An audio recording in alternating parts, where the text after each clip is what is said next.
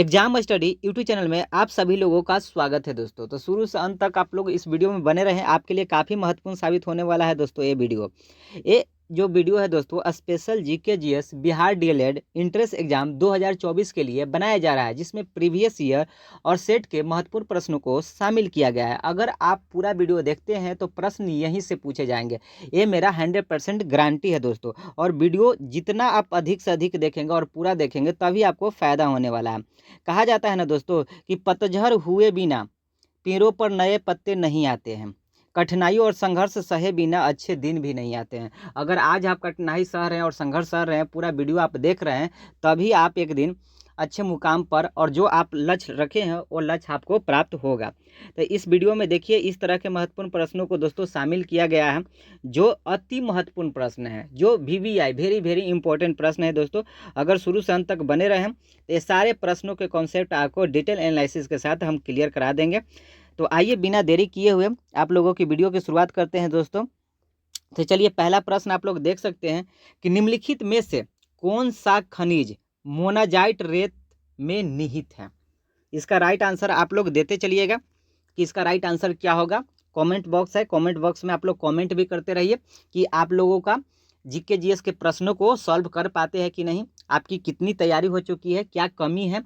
और देखिएगा जब मैं राइट आंसर बताऊंगा तो इसका राइट आंसर क्या होगा उसे मैच आप कीजिएगा कि मेरा कितना सही हुआ। तो चलिए फर्स्ट क्वेश्चन का आप लोग इसका जवाब कमेंट बॉक्स में दीजिए कि इसका राइट आंसर क्या होगा दोस्तों। चलिए मैं बता देता हूं कि जो मोनाजाइट रेत होता है ये कौन सा खनिज से प्राप्त होता है दोस्तों। तो इसका राइट आंसर है दोस्तों ऑप्शन नंबर सी, थोरियम।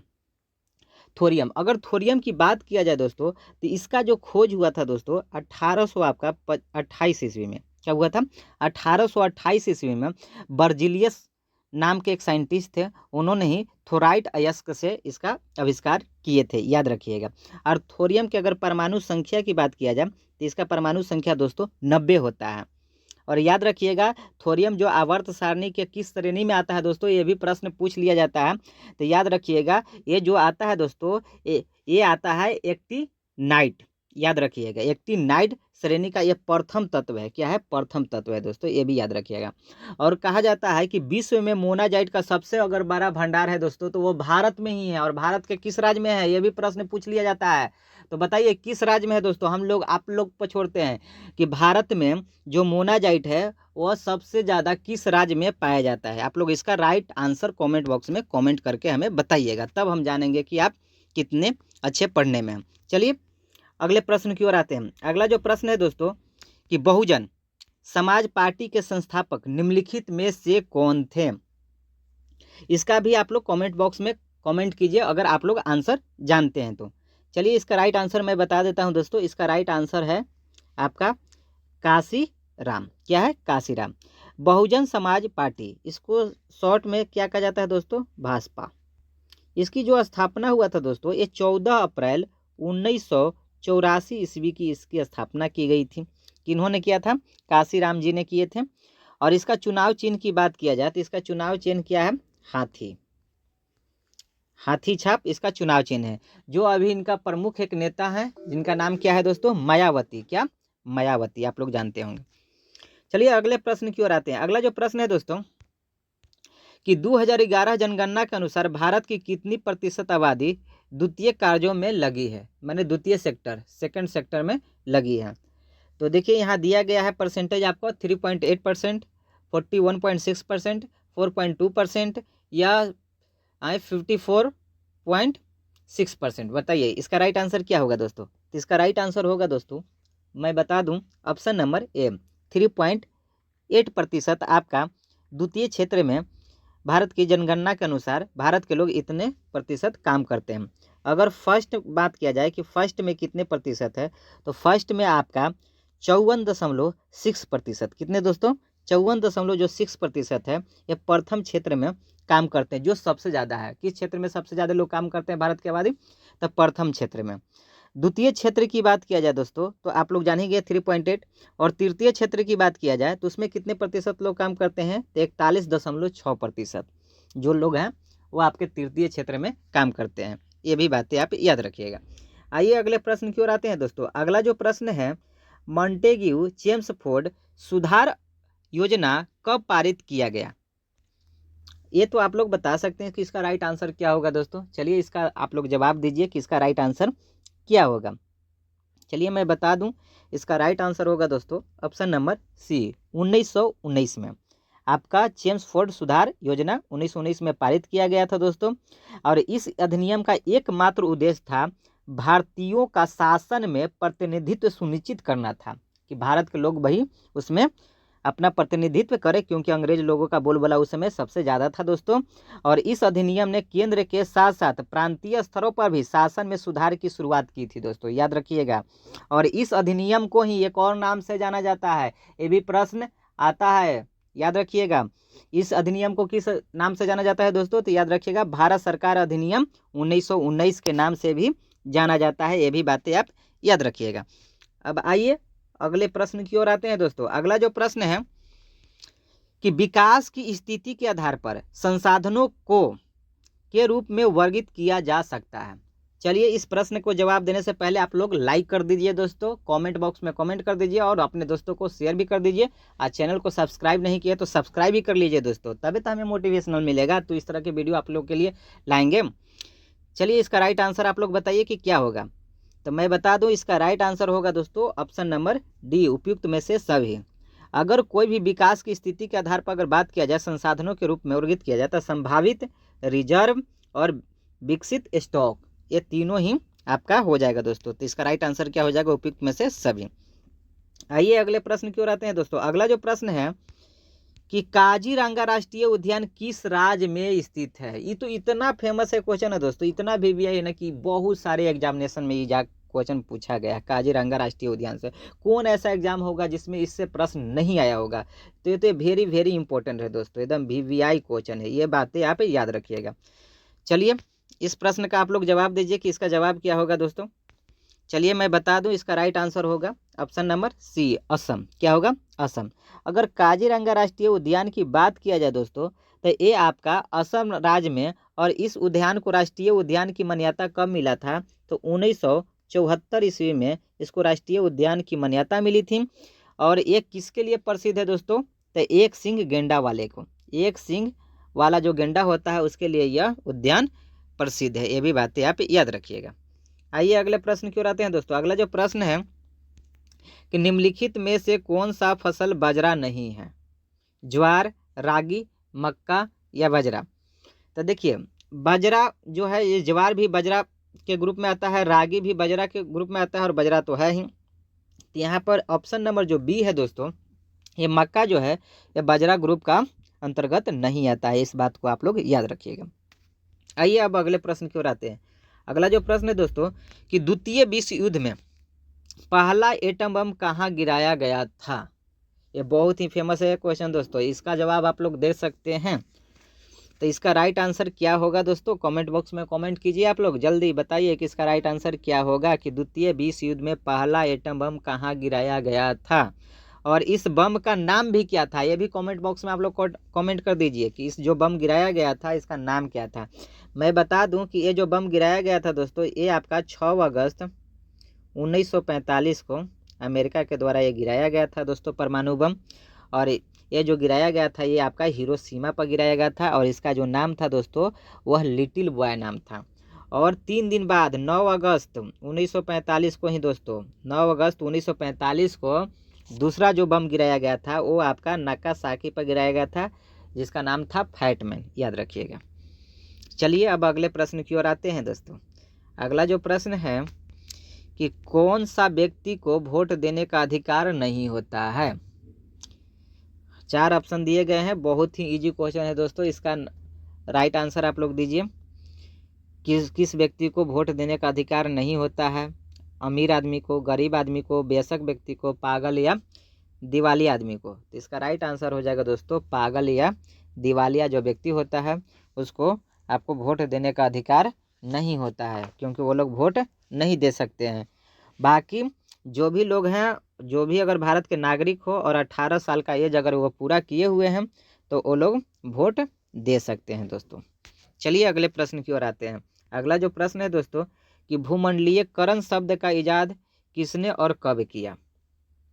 इसका राइट आंसर क्या होगा आप लोग बताइए कि भूमंडलीयकरण शब्द का इजाद किसने और कब किया। तो इसका राइट आंसर की बात किया जाए दोस्तों तो ऑप्शन नंबर आपका बी हो जाएगा। जॉन विलियमसन 1990 में भूमंडलीयकरण शब्द का इजाद किए थे। इस बात को आप लोग याद रखिएगा। आइए अब अगले प्रश्न की ओर आते हैं दोस्तों। अगला जो प्रश्न है कि राष्ट्र संघ के चार्टर सदस्य कितने राष्ट्र थे। इसका राइट आंसर क्या होगा दोस्तों आप लोग बताइए। चलिए इसका राइट आंसर की अगर बात किया जाए तो इसका राइट आंसर होगा दोस्तों ऑप्शन नंबर सी 51। क्या हो जाएगा दोस्तों 51। इसकी स्थापना जब हुई थी उसका भी आप लोग याद रखिएगा कि राष्ट्र संघ की जो स्थापना हुआ था वो 1920 में हुआ था। ये भी बातें आप याद रखिएगा। अब आइए अगले प्रश्न की ओर आते हैं दोस्तों। अगला प्रश्न है कि चूड़ामन राय किस विद्रोह से संबंधित है। आप बताइए इसका राइट आंसर क्या होगा दोस्तों कि चूड़ामन राय किस विद्रोह से संबंधित हैं। आप ऑप्शन देखिए और इसका राइट आंसर कमेंट बॉक्स में कमेंट कीजिए कि इसका राइट आंसर क्या होगा। इसका आप लोग जवाब जानते हैं तो कमेंट बॉक्स में कमेंट कीजिए, मैं तो इसका जवाब दूंगा ही दोस्तों। और यह जो विद्रोह हुआ था दोस्तों 1813 ईस्वी में हुआ था। इतना हिंट दे रहे हैं आप लोग, कमेंट बॉक्स में कमेंट कीजिए इसका राइट आंसर क्या होगा। चूड़ामन राय किस विद्रोह से संबंधित है। यह जो विद्रोह हुआ है दोस्तों 1813 ईस्वी में हुआ है और यह अंग्रेजों और चूड़ामन राय के बीच हुआ था।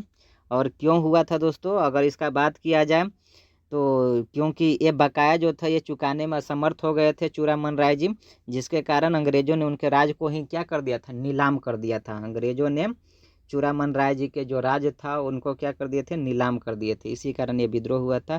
तो इस विद्रोह का नाम है दोस्तों ऑप्शन नंबर ए चेरो विद्रोह। क्या चेरो विद्रोह, याद रखिएगा।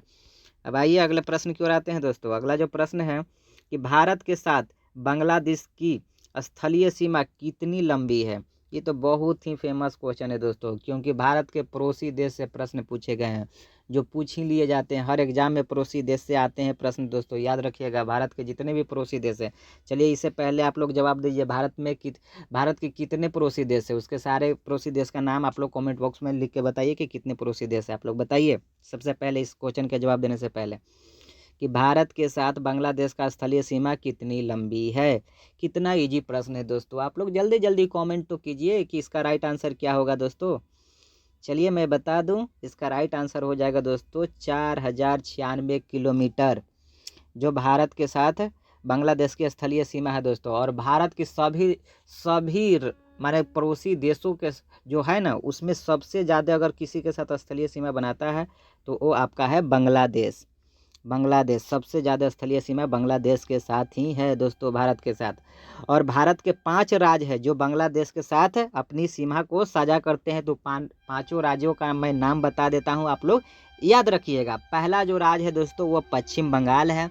दूसरा जो राज्य है दोस्तों वो आपका है त्रिपुरा। तीसरा राज्य है आपका मेघालय। चौथा राज्य है मिजोरम। और पांचवा जो राज्य है दोस्तों असम। ये भी बातें आप याद रखिएगा। अब आइए अगले प्रश्न की ओर आते हैं दोस्तों।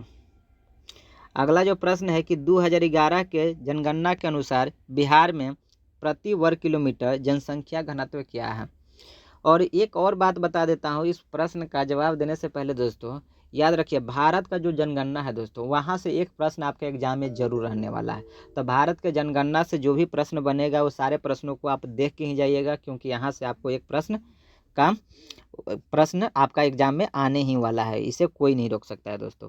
चलिए इसका राइट आंसर मैं बता दूं, इसका राइट आंसर हो जाएगा दोस्तों ऑप्शन नंबर डी 1106 प्रति वर्ग किलोमीटर बिहार का जनसंख्या घनत्व है दोस्तों।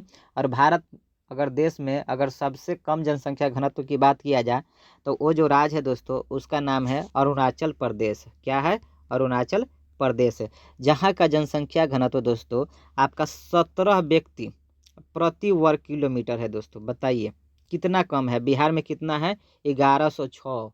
कितना डेंसिटी हाई है दोस्तों बिहार की बात किया जाए। और यहाँ पर कितना देखिए 17 गो आदमी रहता है 1 किलोमीटर स्क्वायर में। बताइए। चलिए अब अगले प्रश्न की ओर आते हैं। अगला प्रश्न कहता है लोग कि बिहार में गरीबी क्यों है। 1 किलोमीटर में जब 1106 गो व्यक्ति रहेगा दोस्तों तो गरीबी नहीं होगा। बताइए, तभी तो बाहर लोग जाते हैं ट्रेनों में ठूस ठूस के। चलिए अब अगले प्रश्न की ओर आते हैं। राष्ट्रीय पिछड़ा वर्ग आयोग को संवैधानिक दर्जा कब प्राप्त हुआ। बताइए इसका राइट आंसर क्या होगा दोस्तों। ये हाल फिलहाल में ही दिया गया है।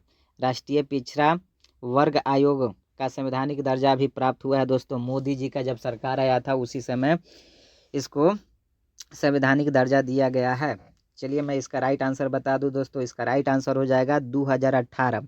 2018 में दोस्तों 102वां संविधान संशोधन हुआ दोस्तों, और इसी संविधान संशोधन के द्वारा आपका राष्ट्रीय पिछड़ा वर्ग जो आयोग है इसको संवैधानिक दर्जा प्राप्त हुआ। इस जो अनुच्छेद में रखा गया है दोस्तों, ये अनुच्छेद 338 के ख में इसको मान्यता प्राप्त की गई है दोस्तों, याद रखिएगा। अब आइए अगले प्रश्न की ओर आते हैं। अगला जो प्रश्न है दोस्तों कि समुद्री मार्ग से विश्व का परिभ्रमण सबसे पहले किसने किया? कोलंबस, मैगलेन, केवरल या कैंटन कुक? बताइए इसका राइट आंसर क्या होगा दोस्तों, बताइए। समुद्री। और इस क्वेश्चन का जवाब देने से पहले एक और प्रश्न का मेरा जवाब दीजिए दोस्तों।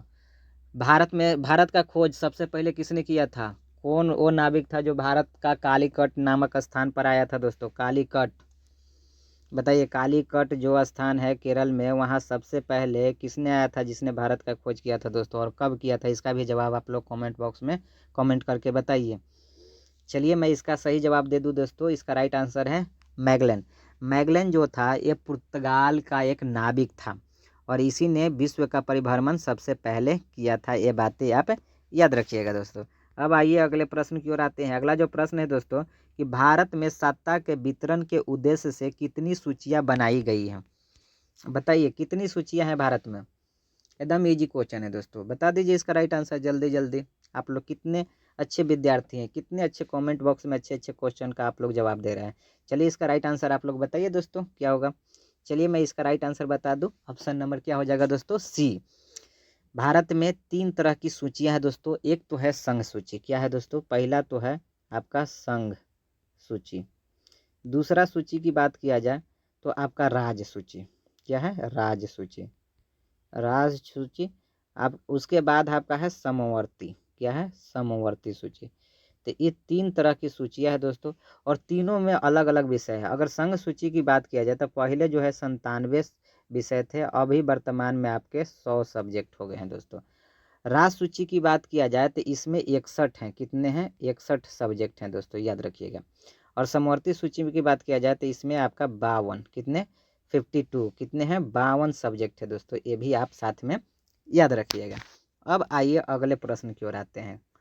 अगला जो प्रश्न है दोस्तों, देख सकते हैं स्क्रीन पर कि संसार की सबसे ऊंची सड़क कहाँ है? बताइए संसार का सबसे ऊंची सड़क कहाँ है दोस्तों?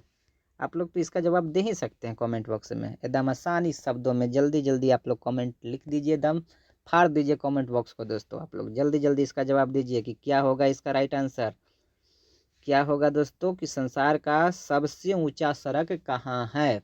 आग लगा दीजिए कमेंट बॉक्स में दोस्तों एकदम, और वीडियो को इतना शेयर कीजिए, इतना शेयर कीजिए कि सारे दोस्तों को पता चल जाए कि इसका सही जवाब क्या है। चलिए इसका राइट आंसर की बात किया जाए दोस्तों, लद्दाख उमलिंग का दारा जो है दोस्तों, ये आपका संसार का सबसे ऊंचा सड़क है, क्योंकि इसकी जो ऊंचाई है दोस्तों ये 19,300 फीट है दोस्तों, याद रखिएगा, जो लद्दाख में स्थित है। आइए अब अगले प्रश्न की ओर आते हैं। अगला जो प्रश्न है दोस्तों कि शिव समुद्रम जलप्रपात किस नदी पर स्थित है? बहुत इंपॉर्टेंट प्रश्न है दोस्तों, इसको तो एकदम आप लोग नोट डाउन करके रखिएगा कि शिव समुद्रम जलप्रपात किस नदी पर स्थित है, क्योंकि ये बहुत सारे एग्जामिनेशन में ये प्रश्न आया है दोस्तों, बहुत ही VVI है, अच्छी क्वेश्चन है। कृष्णा, ताप्ती, गोदावरी या कावेरी? तो इसका राइट आंसर हो जाएगा दोस्तों आपका कावेरी। किस नदी पर स्थित है दोस्तों? कावेरी नदी में स्थित है। और इसका बात किया जाए तो ये कहाँ अवस्थित है? शिव समुद्रम जलप्रपात कौन सा राज्य है? तो ये आपका कर्नाटक। कौन सा राज्य है दोस्तों? कर्नाटक। और यह प्रसिद्ध किसके लिए है? अगर ये बात किया जाए कि शिव समुद्रम जो जलप्रपात है किसके लिए प्रसिद्ध है दोस्तों, तो इसका उपयोग जो किया जाता है जल विद्युत उत्पादन के लिए इसका उपयोग किया जाता है, ये भी बातें आप याद रखिएगा। आइए अब अगले प्रश्न की ओर आते हैं, और ये जो वीडियो का ये अंतिम प्रश्न है दोस्तों, गरीबी हटाओ का नारा कब दिया गया? गरीबी हटाओ का नारा कब दिया गया? बताइए दोस्तों, गरीबी हटाओ का नारा कब दिया गया? इसका जवाब आप लोग को पता है तो कमेंट बॉक्स में कमेंट करके बताइए। और गरीबी हटाओ का नारा उस जब दिया गया उस समय भारत का प्रधानमंत्री कौन था, ये भी आप लोग इसका भी जवाब आप लोग दीजिएगा। चलिए मैं इसका राइट आंसर बता दूं दोस्तों, 1971। 1971 ईस्वी में गरीबी हटाओ का नारा दिया गया था। लेकिन बताइए उस समय भारत के प्रधानमंत्री कौन थे? इसका जवाब आप लोग कमेंट बॉक्स में हमें बताइएगा कि गरीबी हटाओ का नारा कौन, भारत उस समय भारत के प्रधानमंत्री कौन थे जब ये नारा दिया गया था, बताइएगा। तो यही वीडियो था दोस्तों, अगर आप लोगों को अच्छा लगा है तो वीडियो को लाइक कर दीजिए, चैनल को सब्सक्राइब कर दीजिए, अपने दोस्तों को शेयर कर दीजिए। और तब तक के लिए थैंक यू। जय हिंद, वंदे मातरम दोस्तों।